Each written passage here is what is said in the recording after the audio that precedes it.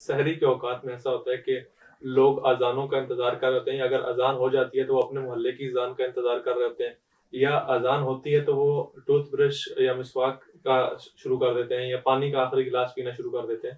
تو کیا ایسے میں کیا حکم ہے، یا کیا یہ روزے کا صحیح طریقہ ہے؟ دیکھیے، ہمیں نمازوں کے اوقات کو سمجھنا ہوگا پہلے تو۔ ظہر کا وقت ہے، وہ عصر تک ملا ہوا ہے۔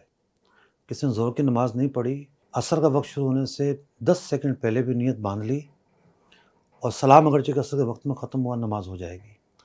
عصر کا وقت سورج نکلنے سے 20 منٹ پہلے تک ہے، لیکن نماز نہ پڑھی ہو تو اس دن کی عصر پڑھی جائے گی۔ مغرب کا وقت عشاء تک ملا ہوا ہے۔ تاخیر کرنا مکروہ ہے جب تارے نظر آنے شروع ہو جائیں، لیکن بعض لوگ نماز قضا کر دیتے ہیں کہ بھئی اندھیرا ہو گیا، اب تو نماز نہیں پڑھ سکتے۔ نہیں، عشاء تک ملا ہوا ہے۔ مغرب کا وقت ختم ہوتا ہے، عشاء کا شروع ہوتا ہے۔ اسی طریقے سے عشاء کا وقت فجر تک ملا ہوا ہے۔ جب فجر کا وقت شروع ہوگا آپ عشاء نہیں پڑھ سکتے۔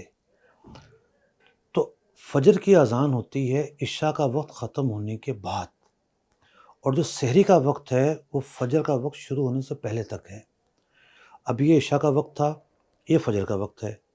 اذان ہونی ہے عشاء کا وقت ختم ہونے کے بعد۔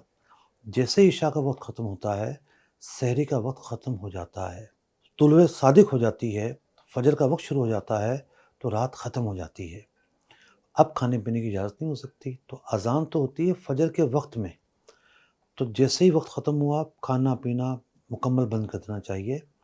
اگر کوئی اذان تک کھاتا رہا تو اس کا روزہ نہیں ہوگا۔